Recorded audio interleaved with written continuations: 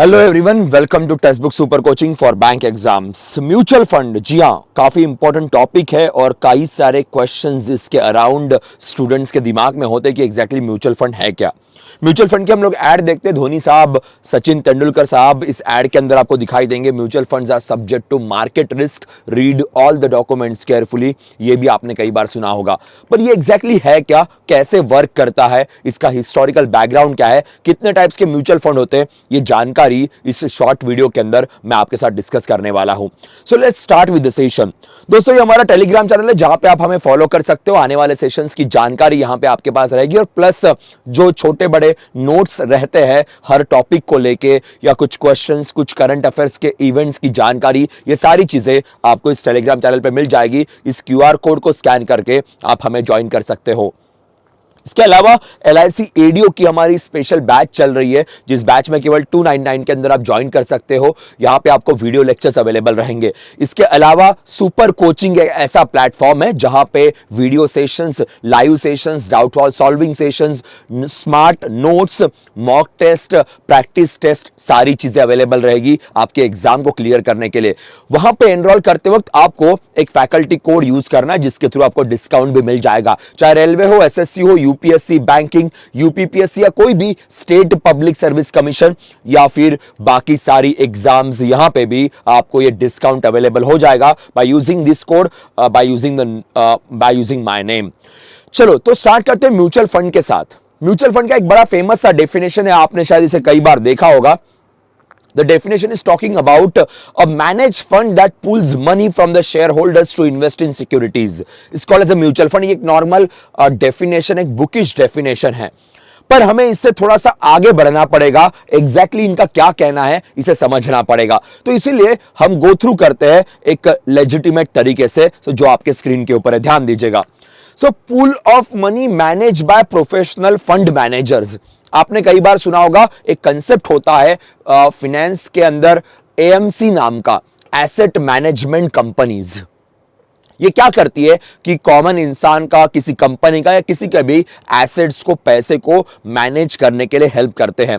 ये AMC ही होती है जो बेसिकली म्यूचुअल फंड जैसे कंसेप्ट पे काम करती है। तो बेसिकली ये लोग करते क्या है, सपोज मेरे पास कुछ पैसा है, किसी और के पास थोड़ा सा पैसा है। सपोज मेरे पास 1000 रुपीज है, किसी और के पास 1000 रुपीज है, किसी और के पास 500 रुपए। तो ऐसे छोटे छोटे अमाउंट के इन्वेस्टर्स का पैसा गैदर करेंगे and they will invest that money in certain kind of scheme. कौन सी स्कीम ऐसी होती है, एक फाइनेंशियल स्कीम या फाइनेंशियल इन्वेस्टमेंट स्कीम होगी जहां पे कुछ पैसा बॉन्ड्स में लगाया जाएगा, आइदर प्राइवेट कंपनीज बॉन्ड्स और द गवर्नमेंट बॉन्ड। कुछ पैसा इक्विटीज में लगाया जाएगा, कुछ पैसा डिफरेंट तरीके से एक इन्वेस्टमेंट टूल्स के अंदर या कुछ फाइनेंशियल इंस्ट्रूमेंट्स के अंदर लगाया जाएगा। तो सपोज 1000 रुपीज में मैं ना गवर्नमेंट बॉन्ड में अकेला इन्वेस्ट कर पा रहा था, ना शायद मैं किसी अच्छी कंपनीज के इक्विटीज में इन्वेस्ट कर पा रहा था, पर वही चीजें इस पूल फंड के थ्रू, इस इन्वेस्टमेंट स्कीम के थ्रू मेरा बहुत सारे जगहों पे लग जाएगा। तो मुझे स्मॉल अमाउंट के इन्वेस्टमेंट पे multiple benefits, multiple financial instruments के बेनिफिट्स मिल सकते हैं। तो बड़ा बेहतरीन सा स्कीम है।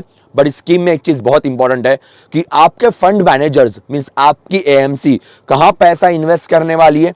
रीड द डॉक्यूमेंट्स केयरफुली, इसीलिए कहा जाता है, क्योंकि अगर पैसा कुछ ऐसे जगहों पे लगेगा जहां पे रिस्क थोड़ी ज्यादा है तो शायद बेनिफिट्स नहीं मिल सकते। अगर मार्केट लो हो गया, शायद बेनिफिट्स बहुत ज्यादा मिलेंगे। अगर मार्केट ऊपर चला गया तब तो कोई कंप्लेंट नहीं करता वैसे, पर अगर मार्केट नीचे आ गया तो शायद बेनिफिट्स आपके बहुत लो हो सकते हैं। इसीलिए कहते हैं read the documents carefully before investing. So जो भी आपका म्यूचुअल फंड मैनेजर है, जो भी आपका फंड मैनेजर है, उससे बात कीजिए, उससे सारी जानकारी लीजिए and then only invest your money.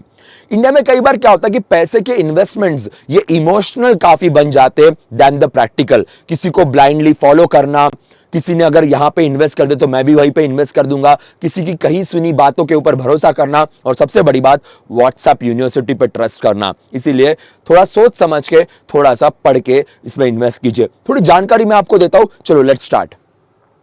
It is a trust that collects money from a number of investors who share a common investment objective, invest in same in equities, bonds, money market instruments और other securities। तो कहीं पे भी invest कर सकते हैं, केवल money market नहीं, समटाइम्स पैसा ये आपके कैपिटल मार्केट के इंस्ट्रूमेंट्स के अंदर भी इन्वेस्ट हो सकता है, जैसे इक्विटीज बॉन्ड्स की भी बात की हुई है।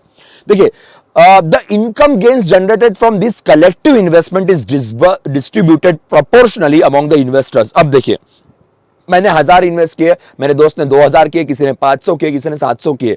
अब ये पुल ऑफ मनी आ गया, अब ये पैसा इन्वेस्ट किया गया डिफरेंट जगहों पे। अब जो रिटर्न्स आएंगे, जितना आपका इन्वेस्टमेंट है उसके हिसाब से प्रोपोर्शनली ये आपको मिलेगा। इसे हम लोग कहते हैं नेट एसेट वैल्यू। तो यहां पे नेट एसेट वैल्यू कैलकुलेट की जाएगी और उसके हिसाब से जो प्रोपोर्शनल इन्वेस्टमेंट्स था इन्वेस्टर्स के द्वारा, उनको पैसे मिलेंगे। नाउ NAV, ये शॉर्ट फॉर्म फुल फॉर्म आपके लिए काफी इंपॉर्टेंट रहेगा। तो ये नेट एसेट वैल्यू क्या है, चलो एक ना एग्जांपल है, बड़ा फेमस सा एग्जांपल है, उसके ऊपर बात करते हैं। Suppose for example a box of 12 chocolates costing 40 rupees.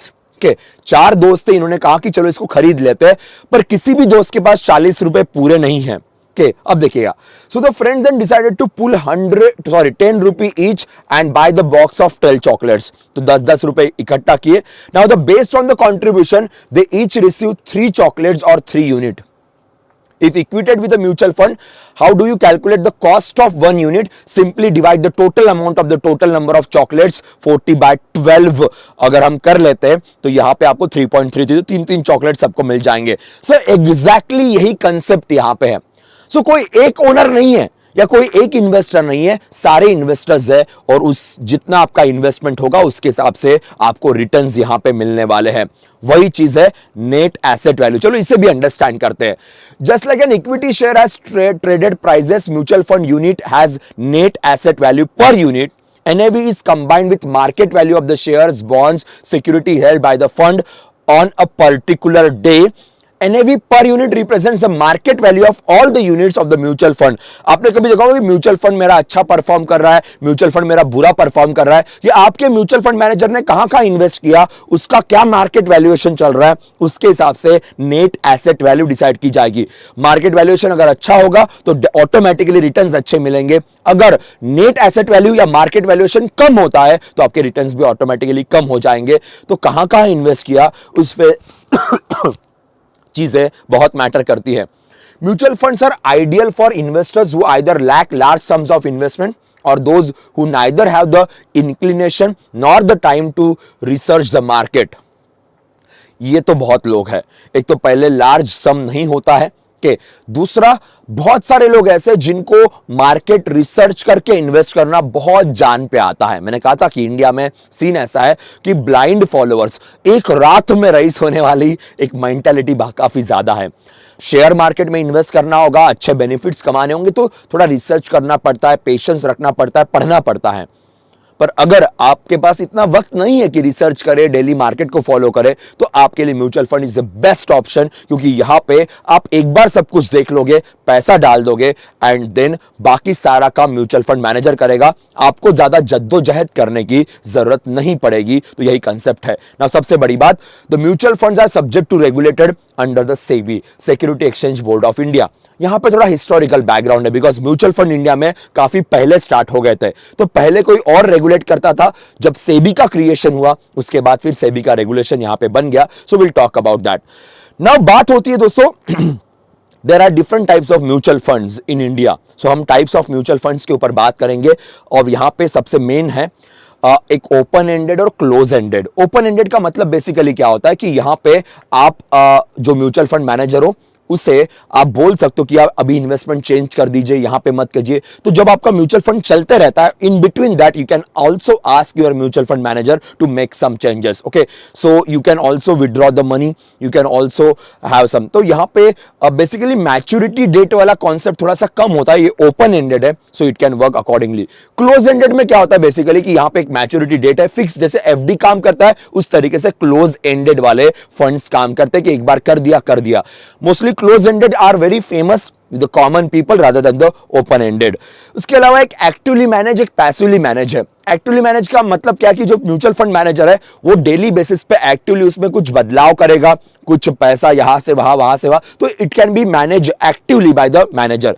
Passively manage का मतलब क्या है कि it will be linked with something, जैसे एनएससी के साथ लिंक कर दिया, बीएससी के साथ लिंक कर दिया, जैसे एक्सचेंज ट्रेडेड फंड होते हैं वो हमारे मार्केट के इंडाइसेस के साथ लिंक होते हैं, तो वो पैसिवली मैनेज है। मींस उसमें आपको करने की जरूरत नहीं, जो जिसके साथ उस आपने लिंक किया, सपोज सेंसेक्स के साथ लिंक कर दिया, सेंसेक्स जैसे परफॉर्म करेगा वैसे आपका म्यूचुअल फंड परफॉर्म करेगा, तो आपके एफर्ट्स उसके अंदर नहीं रहेंगे। पर एक्टिवली मैनेज के अंदर क्या होता है कि आप किसी के साथ लिंक नहीं करते हो, आप खुद उसमें बदलाव करते हो, आप खुद उसमें चेंजेस करते हो। So actively and passively manage, both are having their positives, both are having their negatives. अब उसमें हम ज्यादा बात नहीं करेंगे, पर याद रखिएगा। नाउ यहां पे कुछ टाइप्स को डिटेल में मेंशन किया गया, जैसे organisational structure, open ended, close ended, then actively, passively, growth, income, liquidity, आप किस ऑब्जेक्टिव से इन्वेस्टमेंट करते हो, लॉन्ग टर्म का होगा, ग्रोथ का एंगल केवल आपको रेगुलर इनकम के एंगल में है या फिर शॉर्ट टर्म लिक्विडिटी के एंगल में भी। देन अंडरलाइंग पोर्टफोलियो क्या है, इक्विटी है, डेट फंड है, हाइब्रिड है, मनी मार्केट इंस्ट्रूमेंट्स है, टैक्स सेविंग के हिसाब से, रिटायरमेंट के हिसाब से, चाइल्ड वेलफेयर के हिसाब से, आर्बिट्रेज के हिसाब से। सो ईटीएफ है, ओवरसीज फंड में है, fund of fund. Fund of fund का मतलब है आप एक जगह इन्वेस्ट करोगे, वो फिर पैसा किसी और फंड में इन्वेस्ट करेगा और फिर एक्चुअल इन्वेस्टमेंट्स होंगे, तो फंड ऑफ फंड कहा जाता है। ऐसे भी इन्वेस्टमेंट्स होते हैं। So there are multiple types of investments, multiple types of mutual fund scheme, वो आपके टाइप के हिसाब से आप उसमें इन्वेस्ट कर सकते हो। ये भी एक कंसेप्ट यहां पे है। एक्टिव पैसिव फंड की हमारी बात हो गई थी, तो एक्टिव फंड्स में काफी जो म्यूचुअल फंड मैनेजर है वो एक्टिवली स्ट्रैटेजीज बनाएगा, एक्टिवली स्ट्रैटेजीज के ऊपर काम करेगा और उसके हिसाब से इन्वेस्टमेंट्स करेगा और आपके साथ रेगुलरली शेयर भी किया जाएगा। पैसिव फंड्स ये किसी ना किसी इंडेक्स के साथ लिंक रहेंगे। ETF is one of the very famous example of such kind of stuff. Government of India का भी खुद का ईटीएफ है। नाउ क्लासिफिकेशंस में आप देखिएगा मैंने कहा था आपके इन्वेस्टमेंट ऑब्जेक्टिव्स क्या है, capital appreciation, growth, long term के हिसाब से, कैपिटल प्रिजर्वेशन, आप थोड़ा सा पैसा सेफगार्ड करना चाहते हो, रेगुलर इनकम आप उससे कमाना चाहते हो, शॉर्ट टर्म लिक्विडिटी या फिर टैक्स सेविंग्स। सो आपके क्या पर्पसेस है उसके हिसाब से भी इसे क्लासिफाई किया जा सकता है। नाउ हिस्ट्री की बात करते हैं। इंडिया में म्यूचुअल फंड का एस्टैब्लिशमेंट सबसे पहले 1963 में हुआ था, unit trust of India UTI के द्वारा। सो गवर्नमेंट ऑफ इंडिया और RBI together started this concept in 1963। तो सबसे पहले इंडियन गवर्नमेंट ने ही म्यूचुअल फंड की शुरुआत की थी और आरबीआई वो टाइम पे इसके तरफ ध्यान देता था। फिर उसके बाद धीरे धीरे 64 टू 87 की बात करेंगे। यहां पे देखिएगा यूटीआई एक्ट ऑफ पार्लियामेंट के अंदर क्रिएट किया गया और आरबीआई उसे रेगुलेट कर रहा था। 78 में UTI was dealing from the RBI and industrial development bank of India took over the regulatory. So फिर 1978 में आरबीआई का रेगुलेशन हट गया और आईडीबीआई का रेगुलेशन उसके ऊपर आ गया। सो आईडीबीआई ने वहां पे रेगुलेट करना शुरू कर दिया। उसके बाद धीरे धीरे हमने इसे और एक्सपांड करने की कोशिश की। तो initially RBI was the regulator, then IDBI was the regulator. अब देखिए 87 टू 93 यहां पे public sector banks, life insurance corporation, general insurance corporation, इनका भी इन्वॉल्वमेंट होना शुरू हो गया। तो पहले ये लोग इन्वॉल्व नहीं थे, देन उसके बाद गवर्नमेंट के अलावा बाकियों ने भी अपने म्यूचुअल फंड ओपन करना शुरू कर दिए। तो यू कैन सी बैंकों का भी म्यूचुअल फंड यहां पे स्टार्ट हो गया। एलआईसी ने भी अपना म्यूचुअल फंड बनाया 1989 में। So everyone started working in the mutual fund business after in this particular phase. अब इसके बाद वापस रेगुलेटर चेंज हो गया और फिर आ गया सेबी, बिकॉज सेबी का गठन हो गया था and SEBI started working on this mutual fund. और म्यूचुअल फंड के अंदर अभी प्राइवेट सेक्टर का भी इन्वॉल्वमेंट होना शुरू हो गया।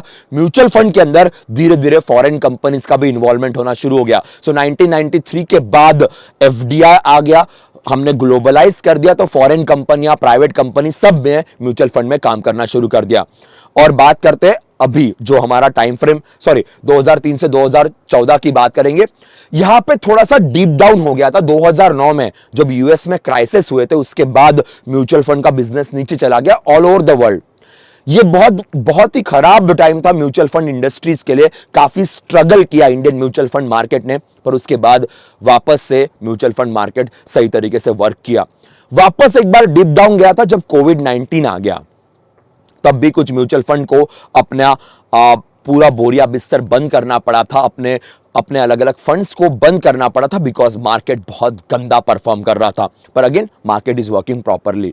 सो इसीलिए कहते हैं कि mutual funds is bit risky, कि कहां इन्वेस्ट हो रहा है, कौन सी कंपनीज के अंदर इन्वेस्ट किया जा रहा है और किस तरीके से इन्वेस्ट किया जा रहा है, ये करना बहुत जरूरी है।